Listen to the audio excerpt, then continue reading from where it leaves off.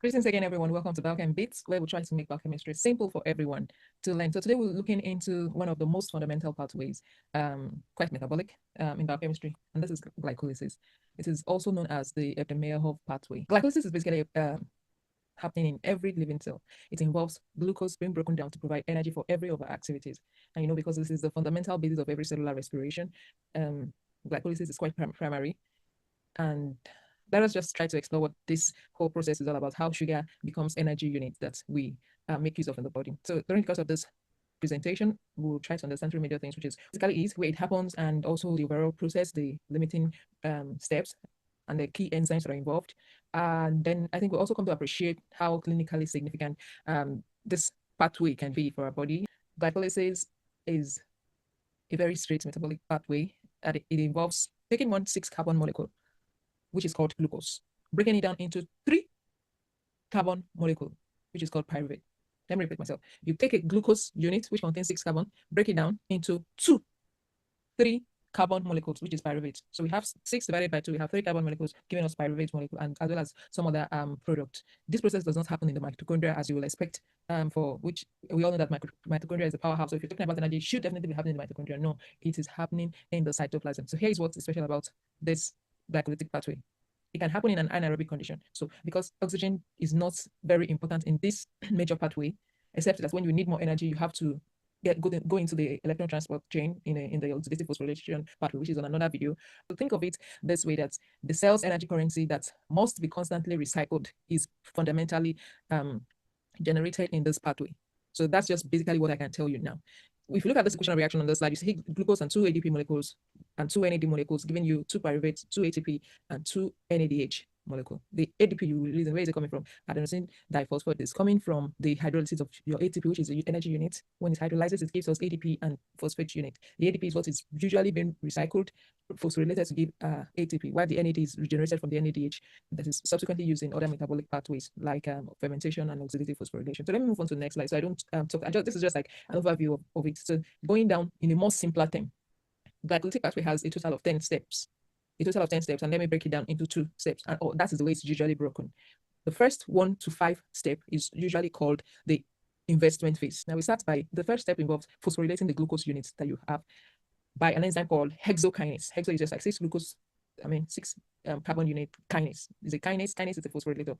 They call enzymes that phosphorylate kinase in most cases. So kinase phosphorylates. So hexokinase acts on glucose units and converts it to glucose 6-phosphate. This step requires 1 ATP because it's energy consuming. You are bringing in phosphorus, you are bringing in phosphate group, and this phosphate can only be generated by the hydrolysis of your ATP, which is an energy unit, to ADP and PI. And this PI is what is reconsumed to phosphorylate the 6 carbon unit of glucose to give us glucose 6-phosphate. And when it traps this, why is this step necessary? The reason why we phosphorylate glucose is so that it doesn't leave the cell. Once glucose is phosphorylated, it can't leave anymore.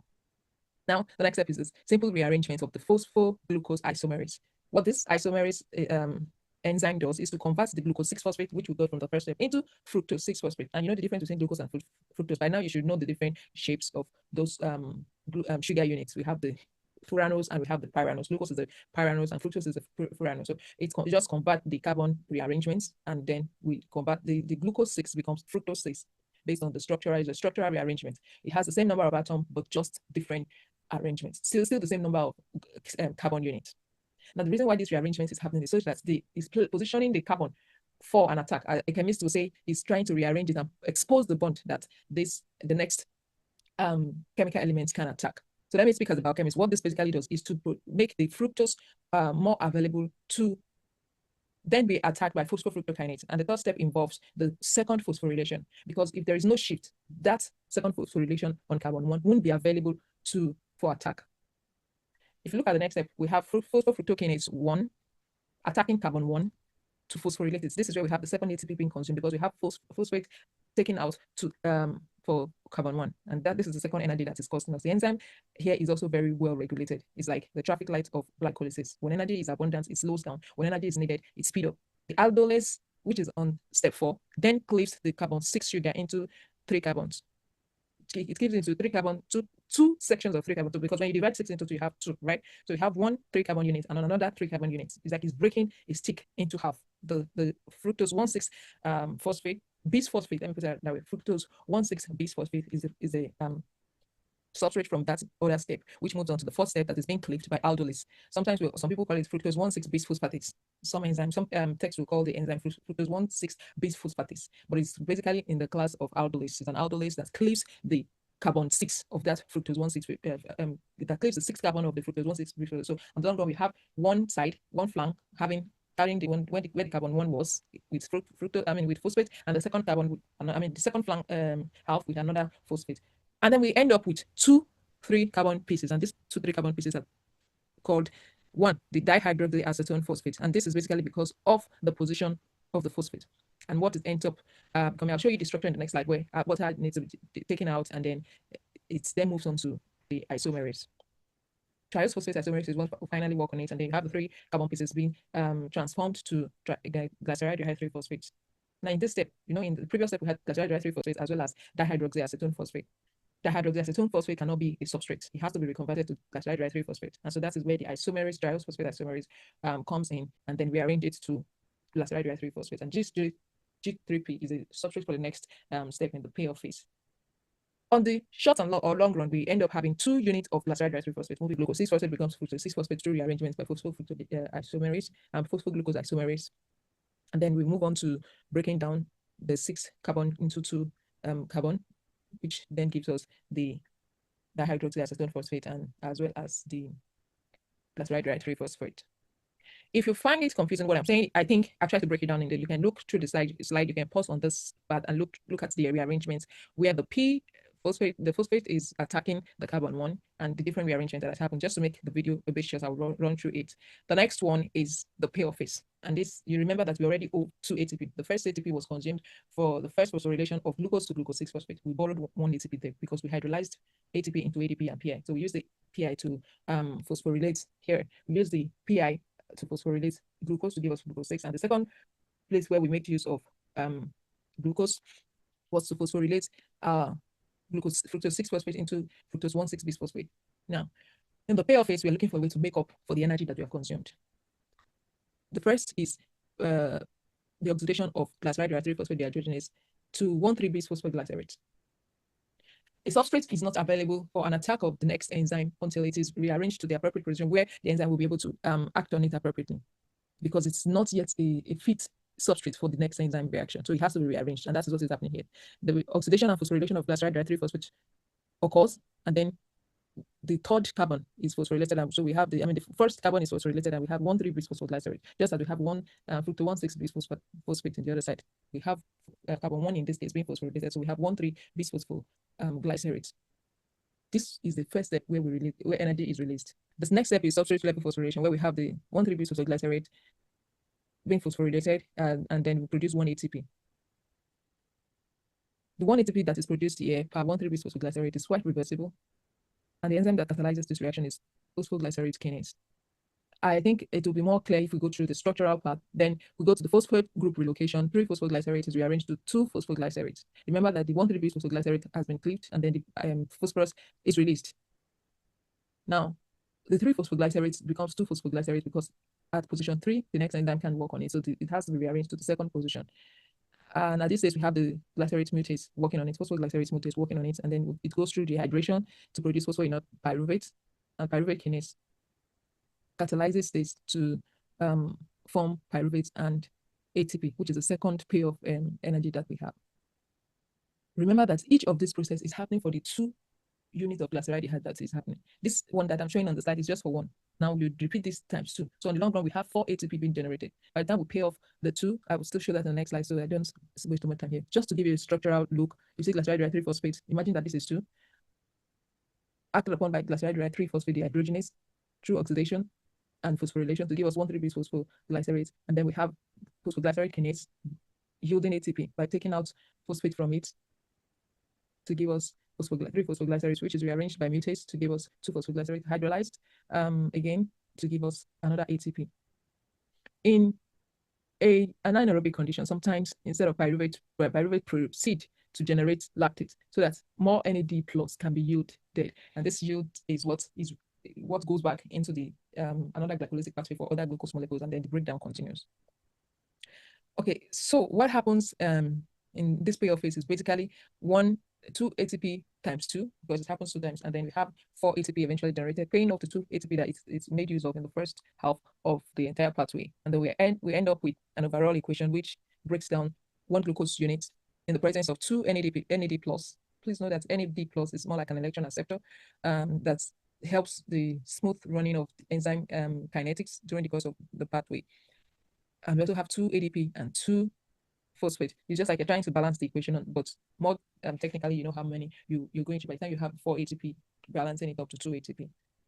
And then we generate 2 pyruvate molecules, 2 NADH, 2 ATP, and 2 molecules of water. One fundamental thing that you should know is that the first 1 to 5 steps, just to recap, is like the energy investment consumes 2 ATP and prepares glucose for the splitting. That's why we have the fructose 1,6-phase phosphate.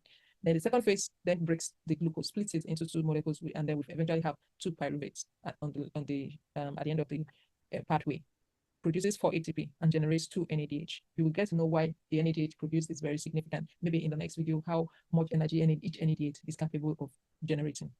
There's also a very major step where we have 1 FADH also being produced. So let me just quickly run to what the energy balance looks like. If you input 1 glucose, you know that you're generating 2 ATPs and 2 NADH and 2 pyruvates. That's just the net gain at the end of the entire equation. It's important that we mention very key enzymes, because this entire process will keep on running if there is no stop point or there's no regulation. There's some very key enzymes in this pathway that, as biochemists, you must know, which they're usually called the rate limiting step. And I know in enzyme kinetics, if you've done any course on enzyme kinetics, if you've not, you would still do there's some rate limiting step, which is step 1 and step 3, as well as step 10. Those steps are very critical in maintaining the glycolytic pathway. A hexokinase is like, without it, then the glycolytic pathway won't start. You remember I said when it's phosphorylates glucose, it shows that yes, it's time to start metabolizing glucose, and the glucose is available for other downstream series of steps. Then the next very key rate limiting enzyme is phosphofructokinase 1. That phosphorylates glucose at carbon 1. This is also a main regulatory enzyme, and most times it is inhibited by ATP. The reason why it's inhibited by ATP is because when you have enough ATP, when you have enough energy, there is usually a feedback response that it can come back to inhibit this enzyme. But when you have high amount of ATP, it can also have a feedback response on the enzyme and then block that activation site. I mean, the active site, and then the phosphofructokinase is then not available for the catalytic process anymore. And then it can also serve as a regulatory mechanism. We also have citrate serving as an allosteric regulator. And when we now have a high amount of AMP, it shows that there is demand. High amount of AMP can activate it. ADP can also activate the enzyme. So these are things that activate the moment they are able to alter the structure of the enzyme. It shows the availability of the enzyme to proceed. It is a pyruvate kinase. That's the final enzyme that catalyzes the last step, making the phosphoenol pyruvate, converting it into pyruvate. The phosphoenol pyruvate releases ATP and it's yield pyruvate. The fate of pyruvate is another thing that I think we'll talk about it on this lecture. This pyruvate kinase can also be inhibited by ATP. It's a true feedback mechanism. So know that step 1, step 3, and step 10 are the rate limiting steps of glycolytic pathway, and this is very important for the maintenance of the regulation of the pathway, and even for our metabolic regulation of homeostatic control process. Energy investment phase, just a summary of it. Energy payoff phase, please don't forget. And there are some key structural changes that occur during the glycolytic pathway. First, glucose is rearranged and cleaved to 2 3-carbon molecule, which is pyruvate. Then you have it phosphorylation. There were 2 phosphorylations that happen that help us to first trap the glucose, and the second activate the glucose. We also have an aldol cleavage where the aldolates worked, splits this 6 glucose into 3 glucose units. And oxidation at carbon 1 help us to provide energy for phosphorylation. And you can see that in the payoff phase. Then there is high energy phosphate bond that drive ATP synthesis in the step 3 and step 10 of the glycolytic pathway. So I think some of this rearrangements are very strategic, with phosphorylation and oxidation providing the energy for the ATP synthesis. And let me quickly move on to an accounting analysis. I think I've really talked about this more importantly. Remember, it generated 4 ATP, but 2 was used to pay off what was consumed in the first 5 steps. That is why the net ATP that we have is 2 ATP. I think it's also important that we talk about the regulatory framework. Aside the rate limiting enzyme in the glycolytic pathway, there are also allosteric control process that happens. In the case of phosphofructokinase, it can respond to multiple signals. You can see in the previous slide I showed, you have citrate capable of altering it. You have AMP, adenosine monophosphate, adenosine diphosphate, capable of also triggering or activating this enzyme. It has a lot of allosteric sites to play. That's those substrates can bind to and change the orientation of the enzyme, making it to switch into the active or the inactive mode. So that's why it's also very important in glycolytic process and also in a disease state. When something is wrong with that enzyme, it can affect the overall metabolism of carbohydrate of that person, because hexose monophosphate shunts, this is just a digression, and not some other those other sugar like the pentose, some other hexose like galactose, some of them still find their way into glycolytic pathway because there is an interconversion and that occurs, and then they still have a way of getting into the glycolytic pathway. Some of these pathways are interconnected. Then we also have the energy status of the body, determines how well glycolysis will progress. So I've tried to list some of the activators of glycolytic process. We have the AMP, the ADP, while for inhibitors we have ATP and citrate. Products that are capable of becoming a feedback inhibitor, glucose 6-phosphate. When glucose 6-phosphate is high and there is no progression, it can feedback inhibit the hexokinase as well as ATP to can feedback inhibit it. Hormones that are very critical in glycolytic pathway is insulin and epinephrine, and this is the basis for the diabetes that we have both at the type 1 or the type 2 status. Hormonal signals like insulin, which promotes it, while glucagon inhibits the glycolytic pathway. But when something is wrong with insulin sensitivity or insulin production, then we have problem with the glycolytic pathway product, and then we have excess of glucose in the system. Product inhibition also, that feedback loop ensures that when we have too much of something, there is something that is telling the body that this is the time for you to stop. It's just like that. Very important. What happens to pyruvate depends on the availability of oxygen, and I said so the other time because this is where glycolysis connects to other pathways. Even though glycolysis stops at the production of pyruvate, NADH, and ATP, this is not the end. This has just yielded to ATP, and I'm sure that's not the amount of energy we consume per day or per time. It won't go a long way. So there is need for progression because this has still substrate for another pathways, which we'll talk about the citric acid pathway cycle, the oxidative phosphorylation process itself. So when oxygen is present, pyruvate enters the mitochondria. In this unit, pyruvate is able to cross into the mitochondria and become an acetyl-CoA. And then this is the form which it fits into the citric acid cycle for maximum energy abstraction. And I think in an aerobic condition, we're able to get like 32 ATP from this process. But without oxygen in an anaerobic organism, we get lactic acid fermentation. And you see that in the previous slide, we showed pyruvate going into the lactic acid conversion, lactic dehydrogenase, and then we have it causing this burning sensation in our muscles when it is much. So when you see someone running and the person has a muscle pull, this is some of the things that happens when you have the buildup of lactic acid in the muscle as a result of much of the pyruvate going more into the lactic acid fermentation process or lactic acid production, because pyruvate is now high for the conversion to acetyl-CoA. There is not enough oxygen, which serves as the last electron acceptor in the electron transport chain to allow citric acid cycle to progress. So it becomes an inhibition, it inhibits it, and then we have more pyruvate turning into the lactic acid fermentation. So that's just a digression. And so, for example, in yeast, without oxygen, we get an alcoholic fermentation. That's what happens when we're making our dough and all those things, producing ethanol and also carbon dioxide. And the basis for brewing of for brewing of malt, barley, bread making, is just this anaerobic fermentation. Same starting points, different destination based on the organism and the condition that surrounds it. So that is just the fate of pyruvate that is produced. And this is just like a diagrammatic representation of what eventually happens to our pyruvate. You can take a pause on here and look at what I'm trying to say, try to make sense of it with what I have said. Now let's talk about the hexokinase and glucokinase. It's important that we talk about this number one enzyme because it has a significant correlation with this disease state or the health state. We are all familiar with diabetes, and we know that diabetes has been linked to so many other downstream effects, like when it comes to neuro, when it comes to metabolic, and when it comes to other pathology. So I'll just take a brief view as a biochemist. These are some of the things that we have opportunity to know and be able to speak to it more biochemically, talking about the life science that underlies some of this effect in a disease state and also in a health state. Hexokinase is basically found in almost all tissues, but in liver and pancreas, this enzyme, the only enzyme that we have there is glucokinase. Glucokinase in every other organ or the affinity for glucose is very high for hexokinase, but glucokinase it is very low. As I mentioned earlier, we know that glucose 6-phosphate is capable of inhibiting hexokinase 1, which is a very good mechanism of regulation. But in the case of glucokinase, it cannot be inhibited by GSP. And this is one lag, makes it a bit less to control or regulate. Now, non-inducible enzymes are not affected by diabetes or insulin. So that is why when we have a diabetic person, we say, okay, something is wrong with the pancreas. It's about the pancreas because that is the main place where glucokinase is, and that is usually the fundamental basis of it. Glucokinase is inducible enzyme. It responds to call of insulin. It's basically dependent on insulin, and when there is something wrong with insulin response or insulin sensitivity or insulin signal transduction, it can lead to the defect or the disease state that we have. And so That is what we have seen in the repressed diabetes. Response to fasting in the case of hexokinase is usually not affected by fasting or when you take high level of carbohydrate. But in the case of glucokinase, it depends on the amount of glucose that we have available at that time. So glucokinase only work at high glucose concentration, and its glucose sensor is in our liver and our pancreas. Please don't forget that. It's basically in the liver as well as in the pancreas. And when glucokinase is mutated in a mode 2 diabetes, glucose sensing is impaired, and this can lead to poor blood sugar control. So the clinical significance of glycolytic pathway, let's connect this to real life scenarios. In diabetes, impaired glycolytic pathway leads to high blood glucose level and poor energy utilization. That's why you see that some of those people becomes weak, or there are different symptoms that comes with it. So, and cancer cell hijack glycolytic pathway through the Warburg effect.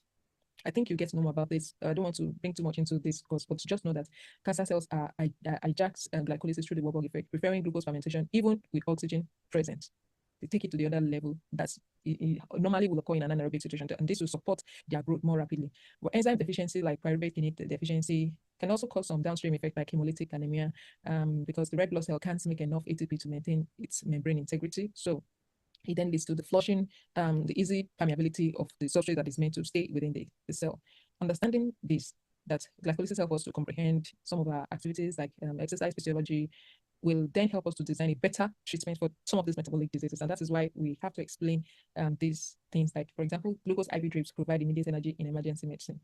This is just an explanation for some of those decisions that medical doctors have to take when there are situations. And so they're not just taking the decision, is based on some of this established basic medical science system. So in summary, I would say that glycolysis is evolving and it has become an elegant solution for extracting energy from glucose in a more quickly and more efficient way without oxygen. And also with oxygen. It's more like an overall reaction. Thank you so much, everyone, for listening. I hope this video is not too long. Please subscribe and like this video, and please help to share. I want to grow this this community. I want to be able to make more videos, and I want to see more views as I produce.